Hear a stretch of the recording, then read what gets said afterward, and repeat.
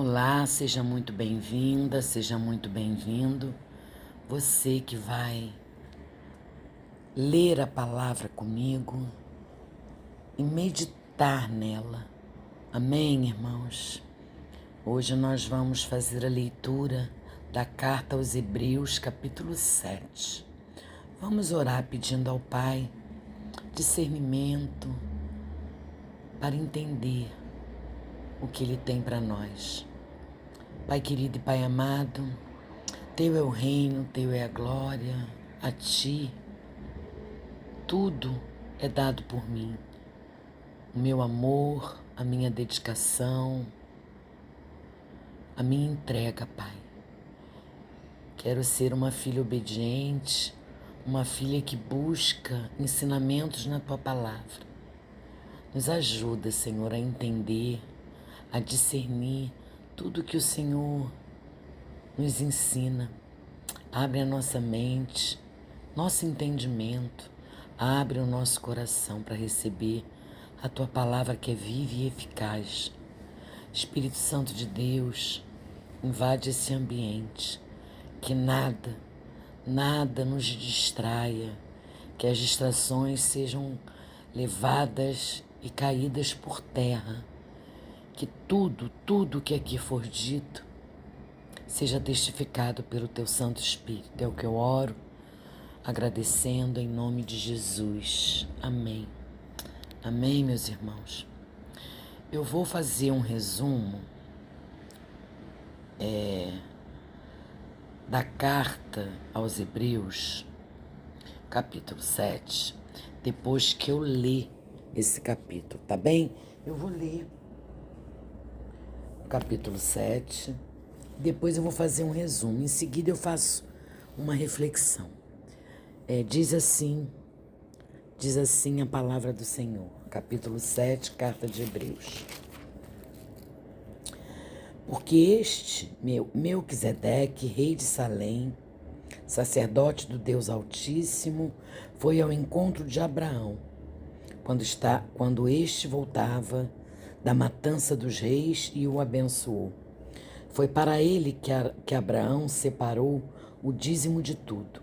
Primeiramente, o nome dele significa Rei da Justiça.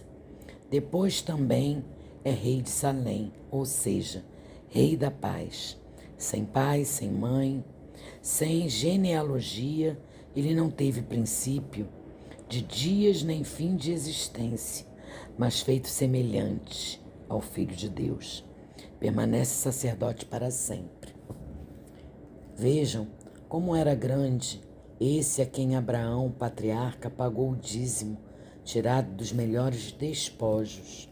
Ora, os que dentre os filhos de Levi recebem o sacerdócio têm ordem, de acordo com a lei, de recolher os dízimos do povo, ou seja, dos seus irmãos, embora estes sejam descendentes de Abraão. Entretanto, aquele cuja genealogia não se inclui entre os filhos de Levi, recebeu o dízimo de Abraão e abençoou aquele que havia recebido as promessas. Evidentemente, não há dúvida de que o inferior é abençoado pelo superior. Aliás, aqui os que recebem dízimo são homens mortais, porém ali o dízimo foi recebido por aquele de quem se testifica que vive. É, por assim dizer, também Levi que recebe dízimos, pagou-os na pessoa de Abraão, porque Levi, por assim dizer, já estava no corpo do seu pai Abraão, quando Melquisedeque foi ao encontro deste. Portanto, se a perfeição fosse possível por meio do sacerdócio levítico, pois foi com base nele que o povo recebeu a lei, que necessidade haveria ainda de que se levantasse outro sacerdote segundo a ordem de Melquisedeque e não segundo a ordem de Arão? Pois quando se muda o sacerdócio, necessariamente muda também a lei. Porque aquele de quem são ditas Estas coisas pertencem a outra tribo, da qual ninguém prestou serviço diante do altar, pois é evidente que nosso Senhor procedeu de Judá, tribo a qual Moisés nunca falou nada a respeito de sacerdócio.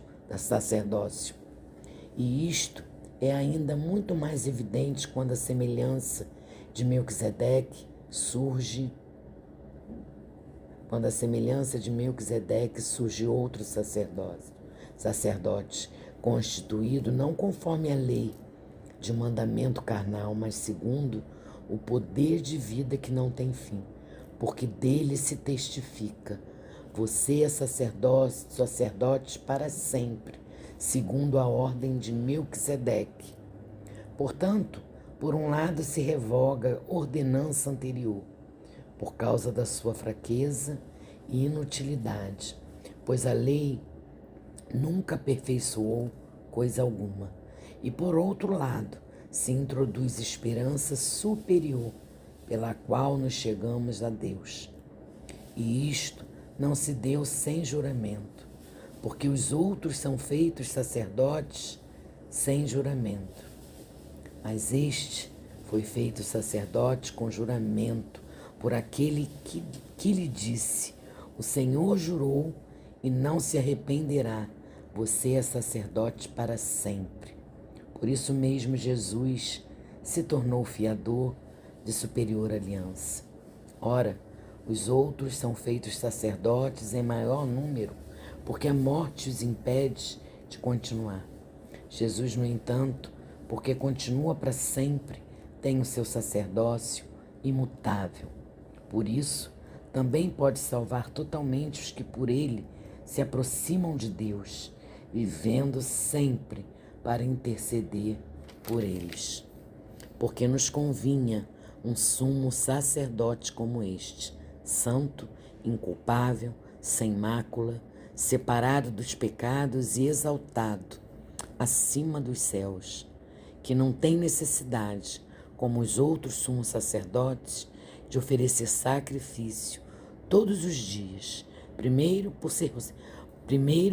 seus próprios pecados, depois pelos do povo, porque fez isso uma vez por todas, quando a si mesmo ofereceu. Porque a lei constituiu homens sujeitos a fraquezas como sumos sacerdotes, mas a palavra do juramento, que foi posterior à lei, constituiu o Filho perfeito para sempre. Aleluia, glória a Deus por esse capítulo, né, irmãos? Que coisa maravilhosa, quanto ensinamento. E aqui a gente encontra nesse estudo 5 razões para celebrar o sacerdócio eterno de Jesus. Eu vou fazer um resumo e depois eu vou meditar nesse capítulo. Esse capítulo 7 da Carta aos Hebreus, nós somos introduzidos ao fascinante tema do sacerdócio de Melquisedeque e seu significado para a fé cristã. O capítulo 7 nos leva a entender melhor a superioridade de Jesus como nosso sumo sacerdote, a figura fundamental para a nossa salvação. O capítulo 7 de Hebreus começa destacando Melquisedeque, rei de Salém e sacerdote do Deus Altíssimo, que abençoou Abraão. Ele aparece brevemente lá no Antigo Testamento, mas o seu impacto, meus irmãos, é profundo. O autor de Hebreus usa Melquisedeque para mostrar que Jesus é um sacerdote eterno, não segundo a ordem de Arão, mas segundo a ordem de Melquisedeque. Este sacerdote é diferente porque é eterno, porque é perfeito. O capítulo 7, ele nos explica que os sacerdotes levíticos, sendo humanos, eram imperfeitos e mortais. Porém, Jesus, sendo Filho de Deus, é perfeito e vive eternamente, intercedendo por nós continuamente. O capítulo 7 de Hebreus ressalta a importância de um novo pacto superior ao antigo, porque é estabelecido por um sacerdote eterno, é estabelecido por Jesus. A lei mosaica, apesar de ser boa, era insuficiente para a salvação plena. Por meio de Jesus, temos acesso direto a Deus e um relacionamento que transforma nossas vidas.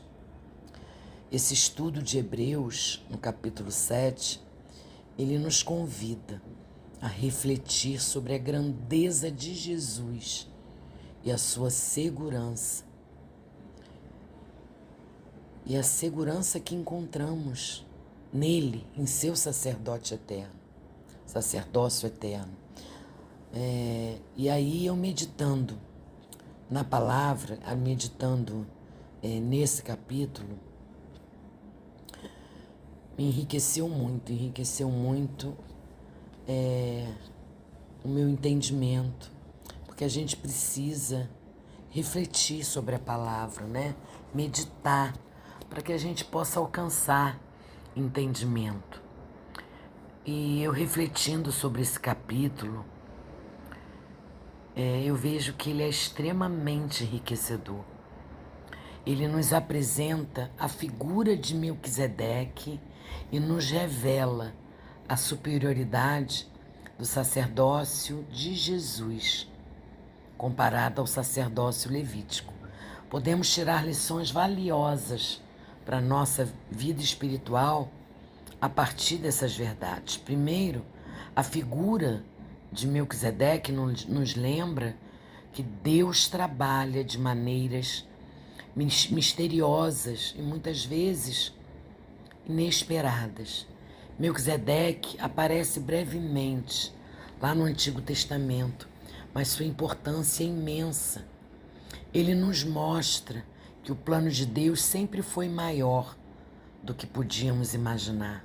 Da mesma forma, irmãos, Jesus veio como sumo sacerdote eterno, não segundo a ordem de Arão, mas segundo a ordem de Melquisedeque, mostrando que Deus sempre teve um plano perfeito para a nossa salvação. Em nosso dia a dia, é fácil nos prendermos às tradições e rotinas religiosas, né? Nos prendemos a essa religiosidade, acreditando que elas são suficientes. Mas esse capítulo, meu irmão e minha irmã, nos desafia a olhar para além das práticas religiosas e entender a profundidade do relacionamento que Jesus nos oferece. É tão grandioso quando a gente entende que o Senhor, que Jesus é o nosso sacerdote eterno, que Ele vive para interceder por nós. Isso significa, meu irmão, que nós podemos nos aproximar de Deus com confiança, sabendo que Jesus está continuamente intercedendo por nós ao Pai. Outra lição que eu tiro desse capítulo é a superioridade da nova aliança em Cristo. A antiga aliança, baseada na lei, era incapaz de nos levar à perfeição. Mas em Jesus temos uma nova aliança baseada em promessas melhores e garantidas pelo próprio Deus. Como isso é forte, meu irmão. Isso nos dá uma esperança firme e segura. Em tempos de incerteza, de dúvidas, podemos nos apegar a essa esperança, sabendo que Jesus é o nosso sumo sacerdote perfeito e eterno. Eu vejo que a intercessão contínua de Jesus por nós é um conforto imenso. Essa intercessão nos conforta. nos acalenta a alma, né? E em momentos de fraqueza e dúvida, nós podemos nos lembrar de que Jesus está sempre diante do Pai. Vocês sabem o que é isso, gente? É tão profundo quando a gente entende isso. Jesus, nosso sumo sacerdote, ele está sempre diante do Pai, intercedendo por mim e por você. A sua obra é completa e perfeita. A sua intercessão é constante, ela não para. E isso nos dá a confiança de que mesmo quando falhamos, quando fazemos algo de errado, somos aceitos e amados por Deus. É muito forte, irmãos. É muito forte. Essa carta aos Hebreus, capítulo 7, nos chama a viver com confiança e esperança, sabendo que Jesus nos garante acesso pleno e contínuo a Deus. Nós temos acesso direto ao Pai. Entendem como é maravilhoso isso? Vamos viver essa verdade, meu irmão e minha irmã, diariamente, fortalecendo nossa fé e caminhando com firmeza no amor de Cristo, deixando de lado a religiosidade, buscando um relacionamento íntimo e verdadeiro com Deus, buscando conhecer mais a Ele através da Sua palavra, através das Escrituras, através do que Ele tem para nós na Bíblia. É desse jeito que a gente consegue criar laços, criar vínculo, criar intimidade com o Pai, conhecendo mais dele, aprendendo mais dele, aprendendo os seus ensinamentos. Que a gente caminhe, irmãos, que a gente fortaleça a nossa fé e caminhe com a firmeza no amor de Cristo, porque quando a gente descobre esse amor, quando a gente toma posse da nossa identidade, há uma mudança em nossa vida, há uma virada de chave. Amém? Esse capítulo é tremendo. Como edificou a minha vida e o meu entendimento. Vamos orar, agradecendo a Deus, agradecendo ao Pai por essa leitura e por essa meditação. Querido Deus, gratidão, gratidão pelo sacerdócio eterno de Jesus. Gratidão, querido Deus, por nos dar o seu Filho, que vive eternamente e intercede continuamente por nós. Pai, obrigada. Obrigada porque esse sacerdócio nos assegura acesso constante a Ti e nos dá certeza de que nossa salvação está garantida. Eu oro para que essa verdade, meu Pai, encha nossos corações, o meu coração e o coração do meu irmão, de paz e segurança, sabendo que o seu Filho Jesus está sempre intercedendo por nós diante de Ti. Pai, eu oro também para que o Espírito Santo nos revele as profundezas das promessas dessa nova aliança, que são baseadas na graça e não na lei. Eu peço ao Senhor, Pai amado, que nos capacite a viver em obediência e fé, confiando nas promessas superiores que temos em Cristo. Que nossas vidas sejam um reflexo dessa nova aliança, demonstrando a transformação e o poder do Evangelho. Pai, eu oro também para que o Senhor aumente nossa confiança na intercessão contínua do seu Filho Jesus. Em momentos de fraqueza, e dificuldades, eu peço que o Senhor nos lembre de que Jesus está continuamente intercedendo por nós. Eu oro para que essa verdade nos fortaleça e nos dê coragem, Pai amado, para enfrentar os desafios das nossas vidas. Que possamos viver com a certeza de que mesmo nas nossas falhas, temos um sumo sacerdote que está diante de Ti, intercedendo a nosso favor. Obrigada, meu Deus.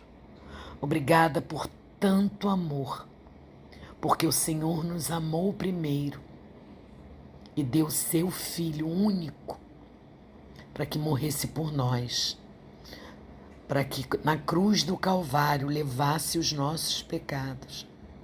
Obrigada, meu Deus. Obrigada por tanto amor.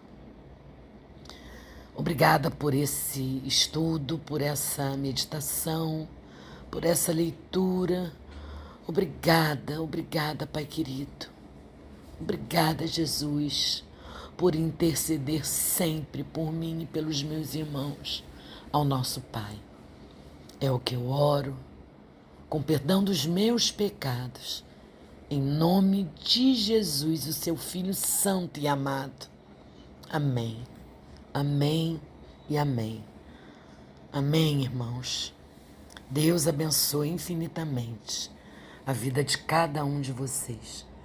Que esse capítulo, que essa meditação tenha falado ao coração de vocês, como falou ao meu. Fiquem com Deus e até amanhã, se Deus quiser e se assim Ele permitir.